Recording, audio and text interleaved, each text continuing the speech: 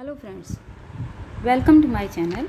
आज हम BA second year paper first का चैप्टर 13 लास्ट चैप्टर के साथ उपस्थित हुए हैं, जिसका टॉपिक है विशिष्ट बालकों की शिक्षा।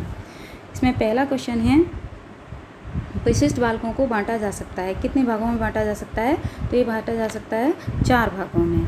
अगला क्वेश्चन है, मानसिक रूप से विशिष्ट बालक होते हैं, प्रतिभाशाली बालक भी मानसिक रूप से विशिष्ट होते हैं, मंदबुद्धि बालक भी मानसिक रूप से विशिष्ट होते हैं और सृजनात्मक भी मानसिक रूप से विशिष्ट होते हैं। तो इसका आंसर आएगा ये सभी। अगला क्वेश्चन, बाल अपराधी बालक विशिष्ट बालक की किस श्रेणी में आते हैं? तो ये आते हैं आपके सामाजिक श्रेणी के अंतर्गत आते हैं। अगला क्वेश्चन है, शैक्षिक पिछड़ेपन का कारण। शैक्षिक पिछड़ेपन के 2 ही कारण इसमें दिए हुए हैं और दोनों ही कारण इसमें उचित हैं।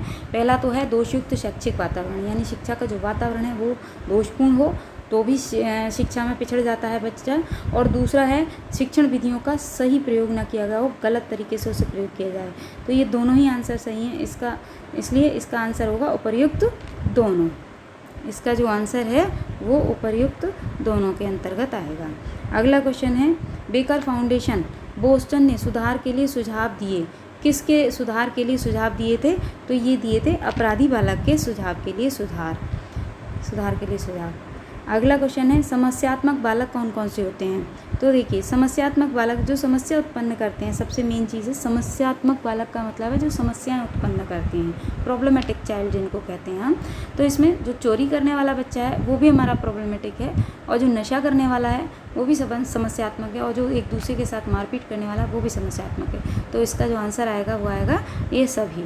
अगला क्वेश्चन है, पिछड़ा हुआ बालक वह है जो अपने विद्यालयी जीवन में अध्ययन काल के मध्य में अपनी आयु के अनुरूप अपनी कक्षा से नीचे की कक्षा के उस कार्य को न कर सके जो उसकी आयु के बालकों के लिए सामान्य कार्य है। सामान्य कार्य है ये, जो उस कार्य को न कर सके। यह कथन किसका है? तो यह कथन है साइरिल वर्ड, या इसको हम कह सकते हैं सिरिल वर्ड के नाम से भी जानते हैं इसको हम, सिरिल वर्ड। अगला क्वेश्चन है, जो बालक कक्षा में विशेष योग्यता रखते हैं उनको प्रतिभाशाली कहते हैं। यह कथन किसके द्वारा कहा गया है? तो जो बालक विशेष योग्यता रखते हैं वो प्रतिभाशाली टर्मन के द्वारा कहे गए हैं। अगला क्वेश्चन है, हस्तशिल्प की शिक्षा दी जानी चाहिए। किस प्रकार के बालकों को हस्तशिल्प की शिक्षा दी जानी चाहिए? वो है मंदबुद्धि बालकों को, क्योंकि सामान्य बालक क्या है, वो तो हर तरीके की शिक्षा ग्रहण कर सकता है, और पिछड़े बालक को भी हम साधारणतया से तैयार कर सकते हैं बिना हस्तशिल्प के भी, क्योंकि पिछड़ा बालक कोई आवश्यक नहीं है कि वो मंदबुद्धि के कारण ही पिछड़ा रहे, वो अन्य कारणों से भी पिछड़ा हो जाता है। तो प्रतिभाशाली बालक वो तो स्वयं प्रतिभाशाली है, तो उसे किसी भी प्रकार की शिक्षा दी जाए तो भी कोई फर्क नहीं पड़ता है। अगला क्वेश्चन है, कक्षा में 20 से अधिक छात्र नहीं होने चाहिए। यह सुझाव किसने दिया था? तो यह सुझाव दिया था स्टोन्स ने, मनोवैज्ञानिक थे स्टोन्स जिन्होंने यह सुझाव दिया था।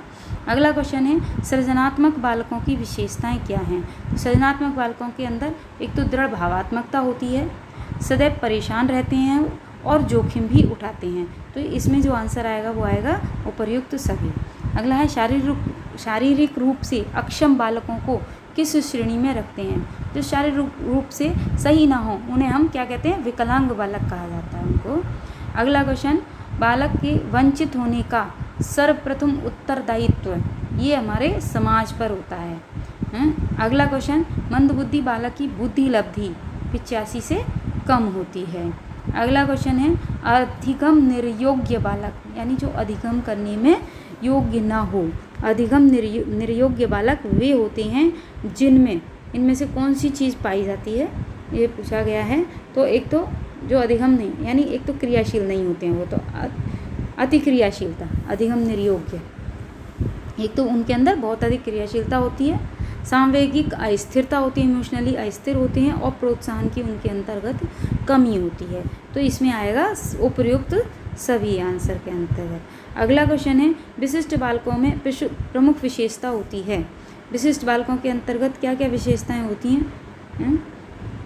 ये होती है, ये जो विशिष्ट बालक होते हैं ये जो साधारण बच्चे होते हैं इनसे बिल्कुल अलग होते हैं। अलग यानी उनके अंदर या तो कुछ चीज़ें एक्स्ट्रा होती हैं या एक्स्ट्रा ऑर्डिनरी कहलाते हैं वो, या फिर कम बुद्धि वाले होते हैं। कुल मिला के जो साधारण बच्चे होते हैं उनसे अलग उनका व्यवहार होता है और उनसे अलग ही वो कार्य करने वाले या गुणों वाले होते हैं विशिष्ट बालक। अगला क्वेश्चन है, लास्ट क्वेश्चन है ये, प्रतिभाशाली बालकों की विशेषताएं।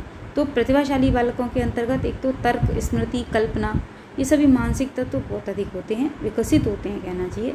उदार एवं हासमुख प्रवृत्ति के होते हैं, दूसरों का सम्मान भी करते हैं और चिढ़ाते नहीं हैं, ये होते हैं हमारे प्रतिभाशाली बालक। तो इसमें आते हैं उपरोक्त सभी।